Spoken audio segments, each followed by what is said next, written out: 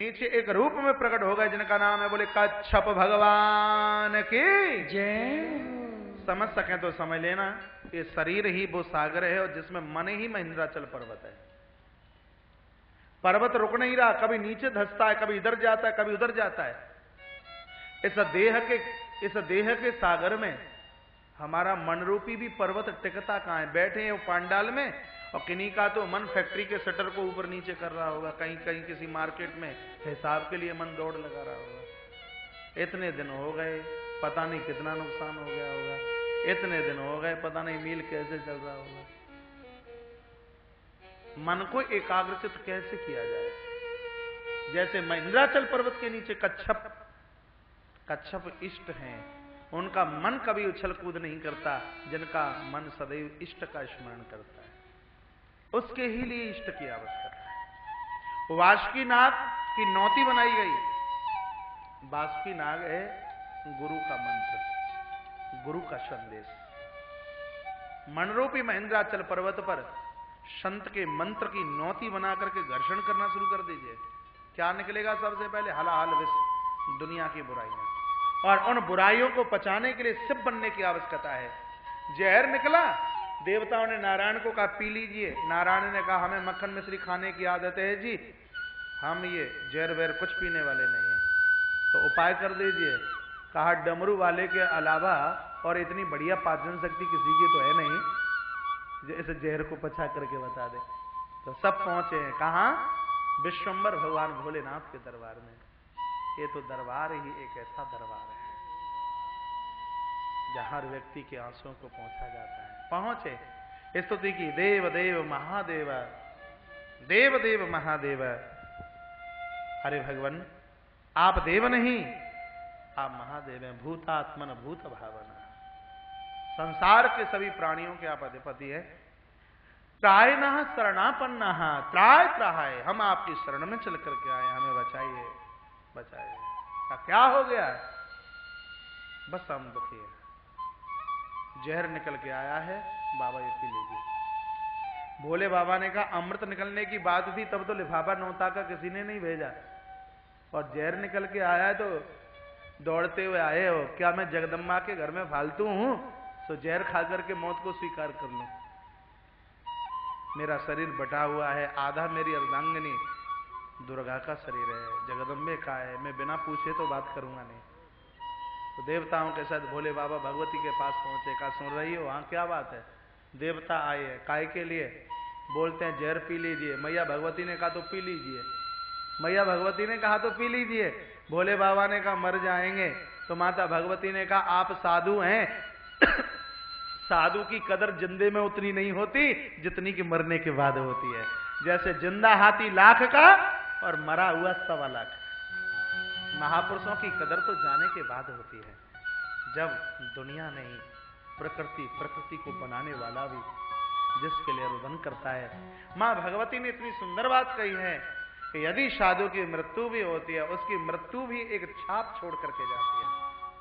आपके मरने से कम से कम मेरी पूरी दुनिया तो बच जाएगी, मुझे कोई चिंता की बात नहीं है। तब कह दिया कुपुत्रो जाई ता क्वचदपि कुमाता न भवती।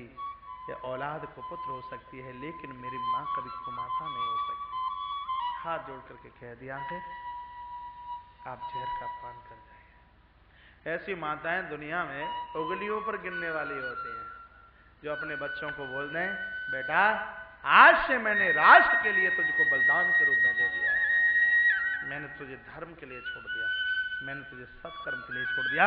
मुझे लगता है कि उस मां के रूप में साक्षात मां भगवती ही इस पृथ्वी पर आकर के अवतरित हुई है और आकर के प्रकट हुई। अपने बच्चों को परमात्मा से जोड़िए, राष्ट्र से जोड़िए, धर्म से जोड़िए। आज मेरी भारत माता को ऐसी मां की आवश्यकता है जो छत्रपति शिवाजी को जन्म दे, ऐसी मां की आवश्यकता है जो लक्ष्मीबाई और दुर्गाबाई को जन्म दे। आज मेरी भारत मां को ऐसी मां की आवश्यकता है जो किसी समर्थ गुरु रामदास, स्वामी विवेकानंद, वो किसी रसखान, इतना ही नहीं, वो किसी गुरु नानक देव, गुरु गोविंद सिंह को जन्म दे।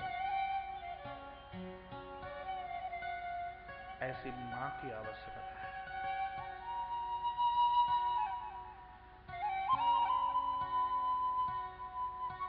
सागर के तट पर भोलेनाथ आए, अंजलि लगाई है, गुटुक गुटुक करके जहर पी गए। नीचे उतारा नहीं, कंठ में रख लिया, कंठ गीला हो गया, नाम हुआ नीलाकंठ, नाम हुआ बोले नीलकंठ भगवान की जय। साधु वो है जो बुराइयों को हृदय में नहीं रखता, यहां से नीचे नहीं उतरने देता, वही तो साधु है। साधु जगत की बुराइयों को यहां थोड़ी ही रखते हैं, कंठ से नीचे नहीं उतरने देते। बुराई को पचा करके नीला कंठ तो प्रभु प्रेमी जन उस साधु का एक आभूषण है, श्रृंगार है संत का। साधु कौन है, संत कौन है? जिसने दो को जीता है वो साधु है, समझ लीजिए। जिसने दो को जीता वो साधु। वो दो क्या है? एक है नींद और एक है निंदा। एक है नींद और एक है निंदा। जिसने दो को हजम किया वो फकीर है, वो संत है, साधु है। समय चला, सागर का मंथन हुआ तो फिर इसमें से उच्चस्रवा नाम का घोड़ा निकला, राजा बलि को दे दिया गया। जिसके पक्ष में घोड़ा है उसके पक्ष में अमृत नहीं है। संस्कृत भाषा में उच्चस्रवा का अर्थ होता है उच्च माने कीर्ति, स्रवा माने धन। जिनके पास में कीर्ति और धन का अहंकार है उनके पक्ष में अमृत रूपी परमात्मा नहीं है, इसलिए ये राजा बलि को दे दिया गया। फिर मंथन हुआ है तो इसमें से ऐरावत हाथी निकला जो इंद्र को दे दिया गया है। जिसके पक्ष में हाथी ऐरावत होगा उसके पक्ष में अमृत रूपी परमात्मा जरूर होगा। हाथी में विशेषता क्या है? एक आध हजार विशेषता है। क्या विशेषता है? शरीर बहुत बड़ा है लेकिन बेचारी की पूंछ बहुत छोटी है। भगवत कृपा उन्हीं के ऊपर तो होगी जिनकी प्रतिष्ठा की पूंछ बहुत छोटी हो, जो प्रतिष्ठा की भूख नहीं चाहते। सूंड को लंबा कीजिए और पूंछ को छोटा कीजिए। इज्जत की सूंड लंबी हो और प्रतिष्ठा की पूंछ छोटी हो, भगवत कृपा हो जाएगी, ठाकुर जी की कृपा हो जाएगी। हाथी में विशेषता है आंखें बहुत छोटी छोटी हैं। जिनकी आंख छोटी होंगी उन्हें प्रभु मिले, संशय नहीं। आप कहोगे आंखें तो बड़ी बहुत बढ़िया होती हैं। आंख दो प्रकार के होते हैं, एक है सूक्ष्म दृष्टि और एक है स्थूल दृष्टि। स्थूल दृष्टि पर वासना है और सूक्ष्म दृष्टि पर उपासना है। प्रभु प्रेमी जनों, स्थूल दृष्टि से भगवान को देखा नहीं जा सकता, और जिन्होंने सूक्ष्म दृष्टि से भगवान को याद किया है तो बाहर की भले ही आंख ना हो लेकिन जिनके पास में सूक्ष्म आंख है, ऐसे श्री सूरदास जी महाराज नित्य भगवान का दर्शन करते हैं, रोज दर्शन करता है। सूक्ष्म दृष्टि की आवश्यकता है, यह हाथी की विशेषता है। माइक तत्पश्चात इसमें से एक मणि निकली है, सुंदर विचार ही मणि है, भगवान को दे दिए गए हैं। साक्षात रमा भगवती निकली, सुंदर माला लेकर के आई है। मन में विचार किया कि हमारी बन जाती जो ठीक था। माता भगवती रमा ने कहा पंक्तिबद्ध बैठ जाइए, जिसको हम स्वीकार कर लें हम तो उसी के हैं। सो देवता और दैत्य सब लाइन लगा करके बैठ गए। मैया कंठ में माला डालने के लिए चली है। विचार किया माला किसके गले में डाले। शंकर सामने बैठे थे, कहा बाबा तो बहुत बढ़िया है, जो जहर से भी नहीं मरा तो मांग का सिंदूर तो जा नहीं सकता, लेकिन इसके पास में रहने के लिए कोई बढ़िया सा मकान तो है ही नहीं, तो गले में माला डालने कैसे? ऐसा सोचकर भोले बाबा के कंठ में माला डाली नहीं। पंक्ति में और बहुत बैठे हुए थे। पंक्ति के अंतिम छोर पर नारायण बैठे और मैया अंतिम छोर पर पहुंची नारायण के पास, माला उठाई और भगवान नारायण के कंठ में यूं करके माला डाली है महाराज। आकाश से धुंधवियां और फूलों की वृष्टि होने लगी। नारायण देव ने कहा हमें तो पता ही ना है कौन सी तारीख कौन से मुहूर्त में हमारा ब्याह भयो हुआ। तो मैया लक्ष्मी ने कहा नहीं, ये तो आपको मनाना ही पड़ेगा। विवाह की तारीख मनाने में माताओं को बड़ा उत्साह होता है। मुझे कोई मां बोल रही थी महाराज विवाह की तारीख हमें जरूर याद रहती है लेकिन पति के जन्मदिन की तारीख हमें कभी याद नहीं रहती।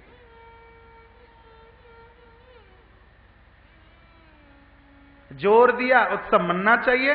प्रभु ने कहा समुद्र मंथन परसों से होगा और उसमें से आप प्रकट हो जाना, और तब से दिवाली के महा उत्सव में लोग हमारा और आपका महा महोत्सव मनाना शुरू कर देंगे। जब जब दिवाली आए लक्ष्मी नारायण का पूजन कीजिए। अकेली लक्ष्मी का नहीं, लक्ष्मी का वाहन उल्लू है, उल्लू बना के चली जाएगी। लक्ष्मी नारायण का वाहन गरुड़ है जो उदारता के प्रतीक है। उदारता के प्रतीक। ऐसी दिव्य कथा श्रीमद् भागवत की, और तत्पश्चात समुद्र मंथन, साक्षात भगवान धन्वंतरी प्रकट हुए हैं। बोले धन्वंतरी भगवान की जय। भगवान धन्वंतरी देव प्रकट हुए। हाथ में अमृत कलश था, अमृत कुंभ था हाथ में। मौका मिला करुण देव को, अमृत कलश छीन लिया है। 12 वर्ष तक कई स्थानों पर यह अमृत कलश रखा गया है।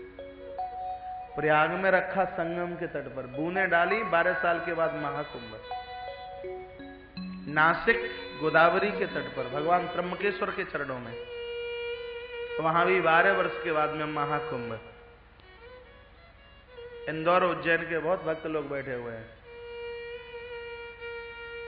उज्जैन के बहुत महानुभाव महाकाल नगरी से चल करके आए हुए, जो क्षिप्रा के महात्म्य को जानते हैं। मैं अपने आप को बड़ा बड़भागी समझता हूं। हर साल से महारात्रि पर महाकाल, अब के बार कोटेश्वर में था। भैया श्री पंचोली जी उस गेट पर खड़े हुए हैं। इनकी भी तत्वावधानता में, इनके जोर से कई बार मुझे हां करनी पड़ी, और वो कोई अहंकारता की बात नहीं करता मैं। और मैं इतना गदगद होता हूं, इतना खुश होता हूं जब देवी देवताओं के चरणों में बैठ करके कथा का आनंद लेने का सौभाग्य प्राप्त होता है। महाकाल नगरी में तो मुझे ऐसा लगता है, बाबा बड़ा आपने बड़ी कृपा का वर्षण किया। क्या दुनिया में और कथावाचक नहीं थे? आपकी कितनी बढ़िया है, कितनी बढ़िया आपकी कृपा है। लाखों लाखों कथावाचकों में से आपने हमें ही स्वीकार किया नगरी जाना। 2004 के महाकुंभ उज्जैन के समय पर 2 महीने तक प्रवास वहीं हुआ। इंदौर पूरे अवंतिका के भक्त लोग बैठे हुए हैं, बड़ी मस्ती, बड़ा आनंद है। 12 वर्ष के बाद में भी महाकुंभ।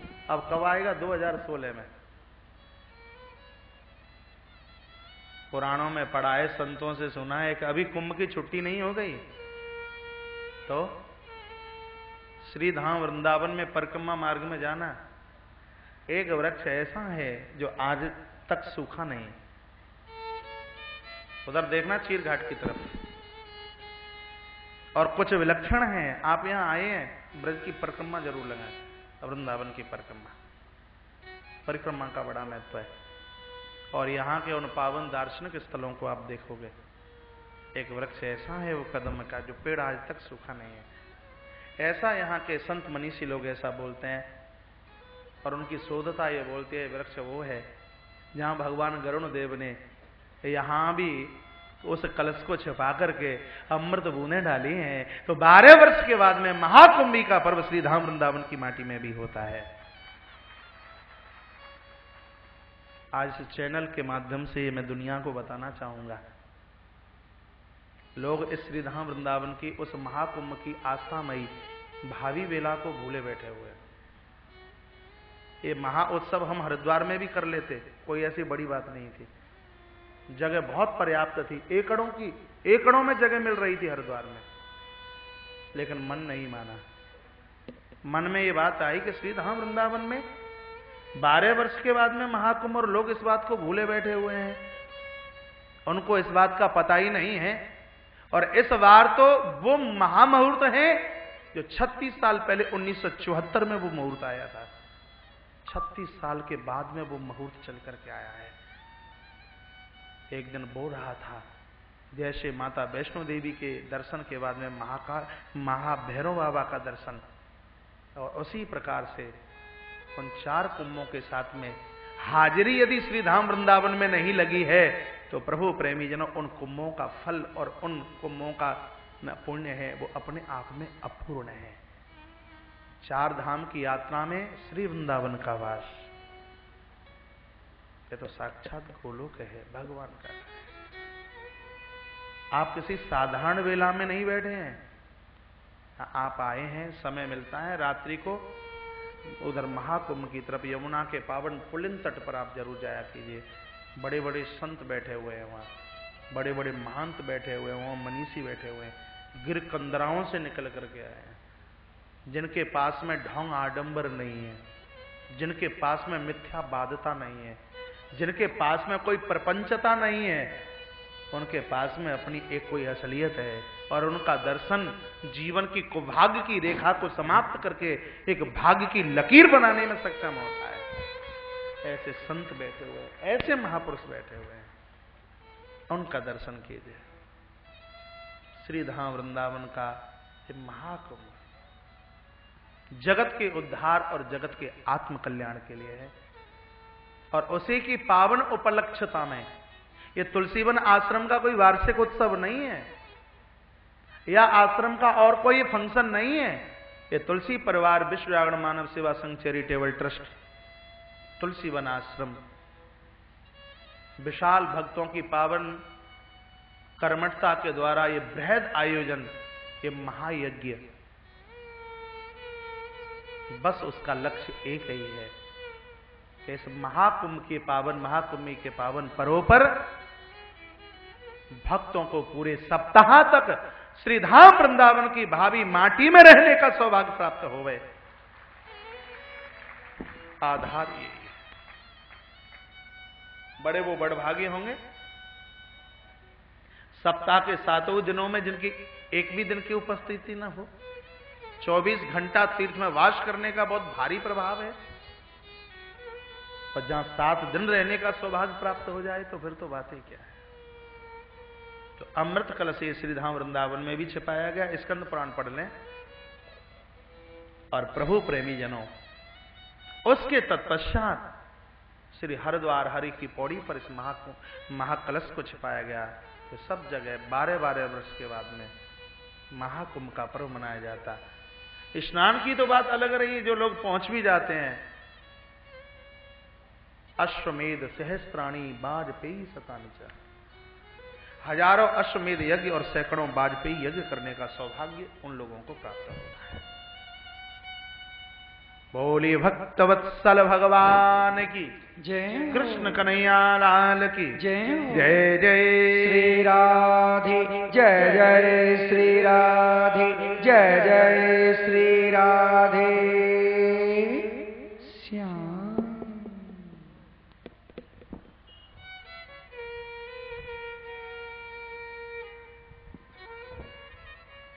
तत्पश्चात भगवान गरुण देव अमृत कलश लेकर को चले। देवता प्रभु के पास में पहुंचे, का अमृत मिला नहीं, का इंतजार तो कीजिए। गरुण के हाथ में से वृष परवा ने महाराज अमृत कलश छीन लिया।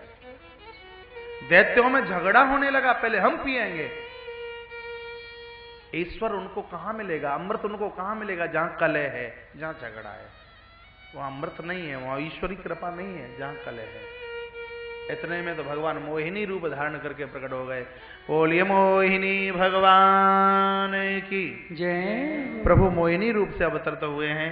देवताओं ने देखा कि हमारी बन जाए तो ठीक है, दैत्यों ने कहा हमारी बन जाए तो ठीक है। प्रभु ने कहा कि जो हमें स्वप्न में भी नहीं चाहेगा, हम तो महाराज उनकी बनेंगे। गुरुदेव बृहस्पति पास में थे। गुरुजी ने कहा देवताओं मरना चाहते हो, इस देवी के चरणों की तरफ देखिए तो गंगा जी झिलमिलाती हुई नजर आ रही है। अभी घंटे भर पहले मैं यही तो बोल रहा था कि माताओं के चरणों में दृष्टि डाली है। समझ गए देव के कोई मोहिनी नहीं है तो हमारे प्रभु नारायण है। भगवान को लगा इन्होंने तो हमें पहचान लिया, तो सीधे दैत्यों के पास पहुंच गए। दैत्य बेकारी है, इन्होंने किसी स्त्री के सौंदर्य को देखा, ज्ञान खत्म हो गया, विवेक खत्म हो गया, अमृत भूल गए। ईश्वर को वहां भूला जाता है जहां उत्तेजना वासनाओं की होती है, कामनाओं की होती है,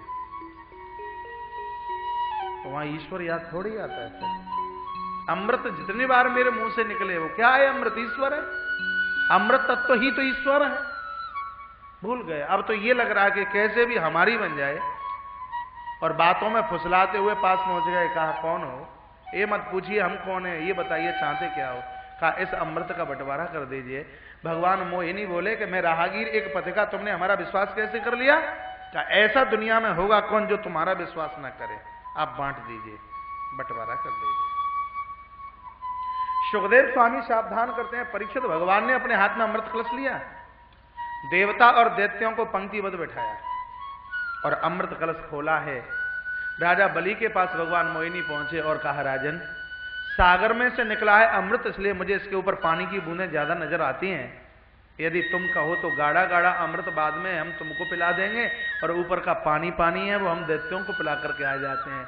दैत्य खुश हो गए कि हमें कितना चाहते हैं, खुश हो गए। भगवान चले देवताओं के पास, और महाराज ज्यों ही देवताओं को अमृत पिलाया है, सूर्य को पिलाने के बाद चंद्रमा का नंबर आया। राहु नाम का दैत्य समझ गया कि ये कोई स्त्री नहीं, ये तो उस ठगिए की कोई ठगता है। आया और सूर्य और चंद्रमा के बीच में आकर के बैठ गया।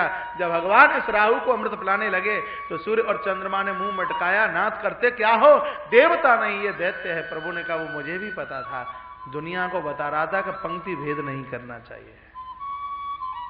आप कहीं परोस रहे हैं तो ये थोड़े ही है कि अपने बेटे को खूब दे दीजिए और पड़ोसी को धक्का देकर के बाहर कर दिया गया। पंक्ति भेद नहीं, कभी भी नहीं, पंक्ति भेद नहीं। तुमने की है चुगली, इसलिए इसका दंड तुमको स्वीकार करना पड़ेगा। इसलिए सूर्य ग्रहण, चंद्र ग्रहण, महाराज हाथ में सुदर्शन चक्र बुलाया और चला दिया राहु के ऊपर। एक में से 2 खंड हो गए, एक हो गया राहु, दूसरा केतु। बड़ा खतरनाक है, जब ग्रहण दोनों के बीच में फंस जाएं तो काल सर्प योग बन जाता है। अनुकूल हो तो ठीक है, और प्रतिकूल हो तो मारता नहीं, सब कर्म कर देता है काल सर्प योग। उसके लिए शिव आराधना, शिव पूजा, भगवान शंकर की पूजा।